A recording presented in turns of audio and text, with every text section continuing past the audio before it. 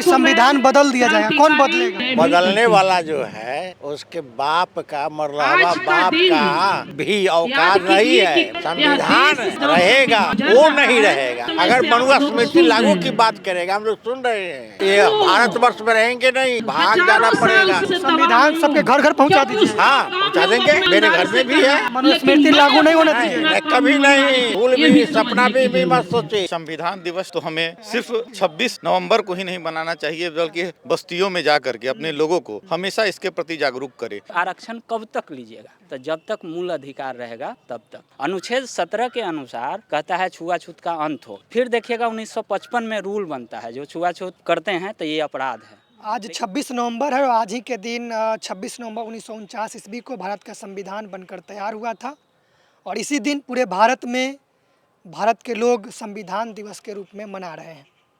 हमारे साथ कुछ लोग हैं, इन लोगों से बातचीत करेंगे। यहाँ पर संविधान दिवस मनाया गया है मुजफ्फरपुर के कुढ़नी विधानसभा में और आप देख रहे होंगे बाबा साहब डॉक्टर अम्बेडकर की यहाँ पर प्रतिमा लगी हुई है और इसी के पास लोग इकट्ठा हुए हैं संविधान दिवस मनाए।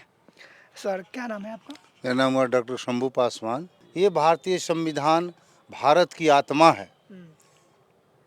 पूरी देश की शासन व्यवस्था कैसे चलेगी, पूरी कानून उसमें लिखी गई है और उसमें जितने भी जो दलित शोषित कमज़ोर वर्ग है उनका जो मूल अधिकार है जन जन तक पहुंचाने के लिए हम सभी लोग यह कार्यक्रम किए हैं, ताकि बाबा साहब का जो विचारधारा है वो जन जन तक पहुँचे, हर लोगों को समझ में आए कि हाँ बाबा साहब ने हमें क्या दिया। क्योंकि बाबा साहब ने हमें बहुत बड़ी शक्ति दी, सामाजिक न्याय, राजनीतिक बहुत सारे अधिकारों को दिए हैं और उसी अधिकार के बल पर आज हम लोग कहीं खड़े हैं।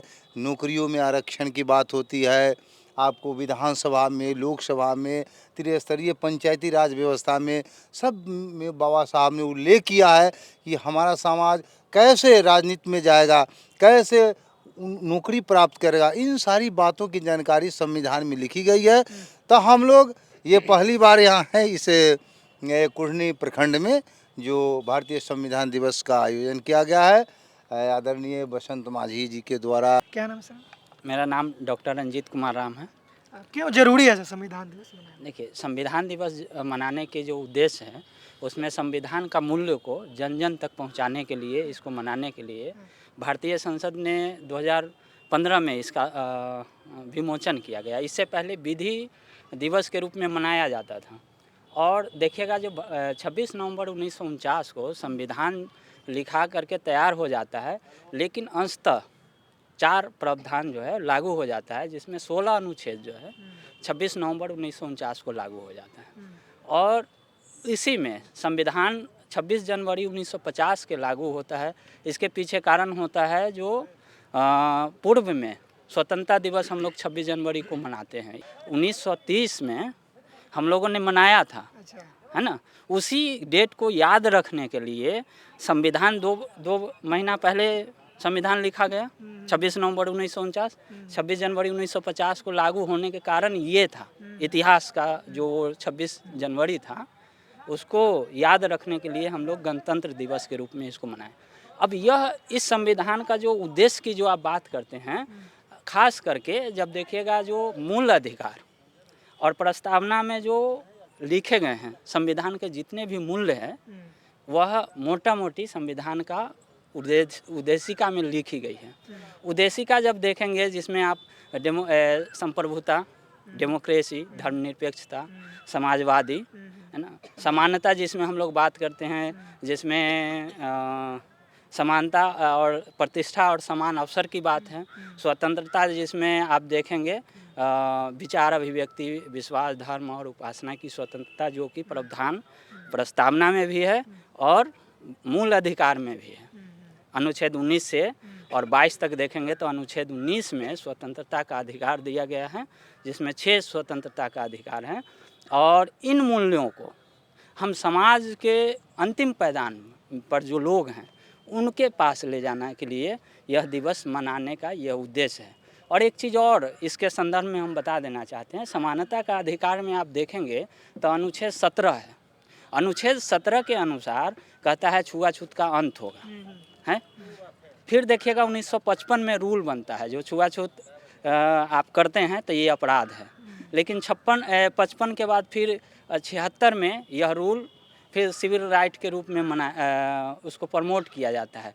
जब वह भी नहीं होता है तो देखिएगा 1989 में यानी SC/ST एक्ट, जिसको हम लोग शॉर्टकट में कहते हैं, और अनुसूचित जाति अनुसूचित जनजाति अत्याचार अधिनियम 1989 है ना। अब देखिएगा जो सुप्रीम कोर्ट के द्वारा इसको जो डाइल्यूट कर दिया जाता है, फिर 2 अप्रैल का जो है समाज के हाशिए के जो वर्ग हैं वो भारत बंद करते हैं, और भारत में ऐसा भारत बंद कभी नहीं होता है।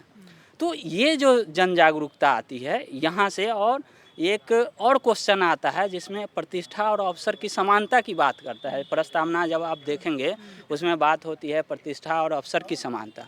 अब रह गया जो प्रतिष्ठा मीन्स क्या, तो आप 2 चीज़ देखेंगे, प्रतिष्ठा और अवसर की समानता, जिसमें अनुसूचित जाति और जनजाति के लिए लिखा गया है। ऐसा जब मैं उसको पढ़ता हूँ तो ऐसा लगता है, क्योंकि अनुसूचित जाति और जनजाति को प्रतिष्ठा, समाज में प्रतिष्ठित नहीं होते हैं, तो इसीलिए अनुच्छेद 17 लिखा जाता है। इसी चीज़ को बनाए रखने के लिए अनुच्छेद SC/ST एक्ट 1989 आते हैं। तो देखिएगा जो मूल अधिकार को बनाए रखने के लिए भारतीय संसद जो है इस काम को करती है, रूल बनाती है। दूसरा देखिएगा अवसर की समानता की जो बात किया जाता है, अवसर की समानता में अनुच्छेद 15 में जो है आप शिक्षा प्राप्त कर सकते हैं, इसकी समानता है। और फिर 16 में जो है नौकरियों में आरक्षण की जो बातें होती है, जो नहीं है। एक क्वेश्चन हमेशा आता है खास करके मनुवादियों जिसको कहते हैं उनके द्वारा, जो आरक्षण कब तक लीजिएगा, तो जब तक मूल अधिकार रहेगा तब तक।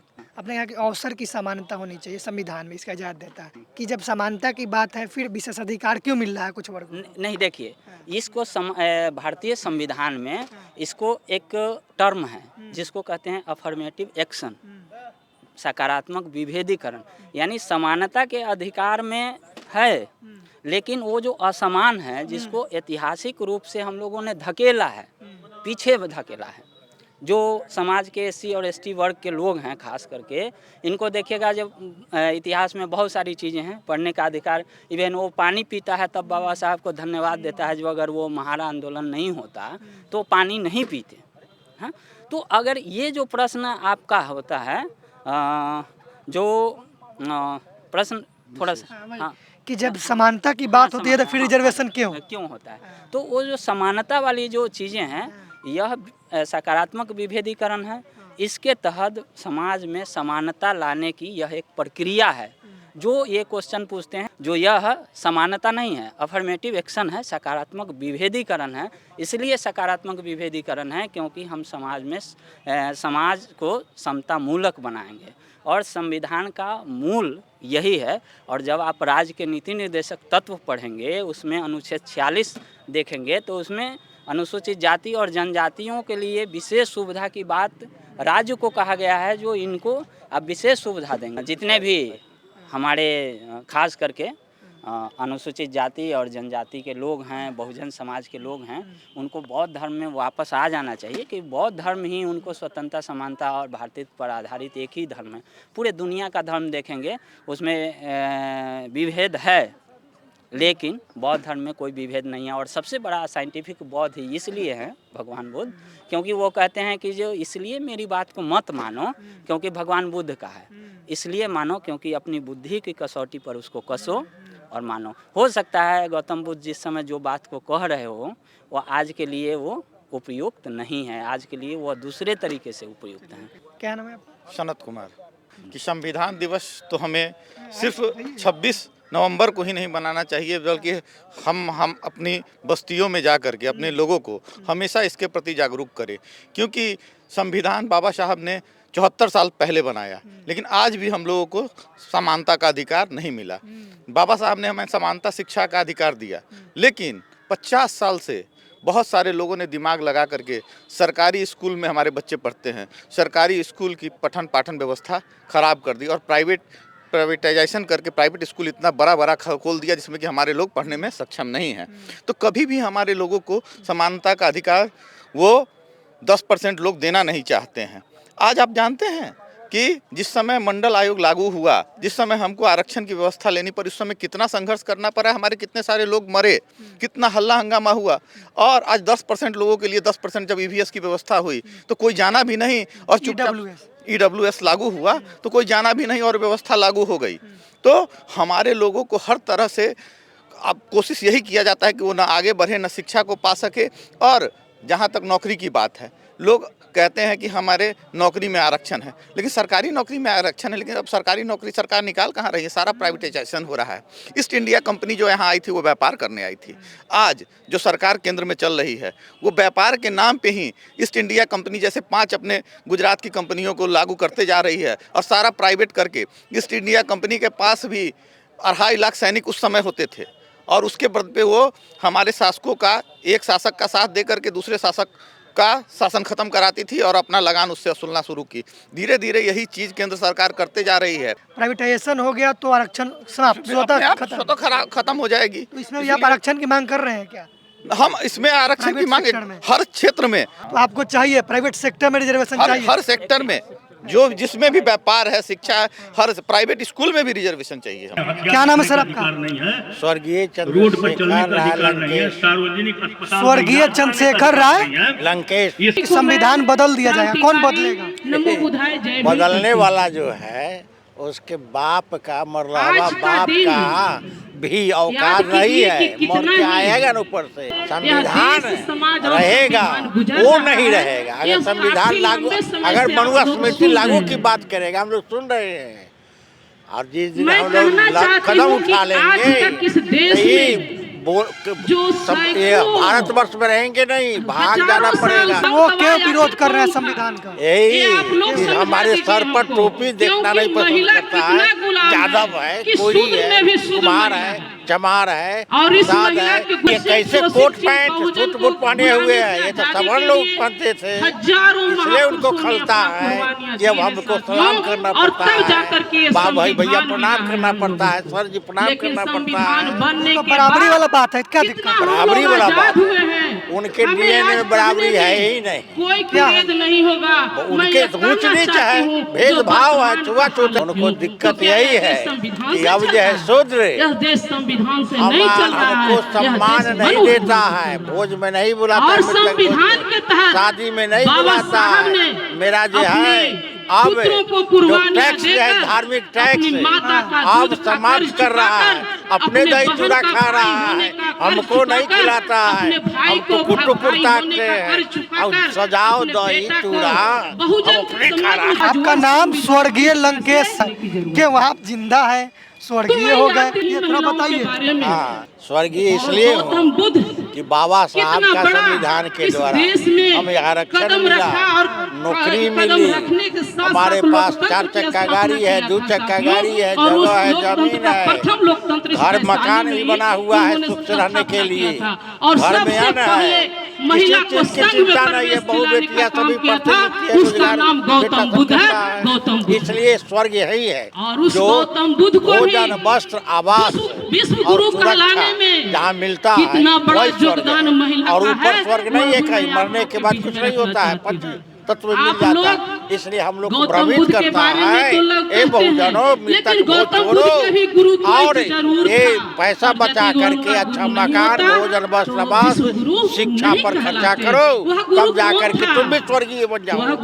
अब हम लोग समझ रहे हैं, न मान देंगे, न मतदान करेंगे, न उनको दान करेंगे। इसलिए वे लोग जाओ, संविधान सबके घर घर पहुंचा दीजिए। हाँ, पहुंचा देंगे, मेरे घर में भी है। मनुस्मृति लागू नहीं होना चाहिए, कभी नहीं, भूल भी, सपना भी मत सोचे।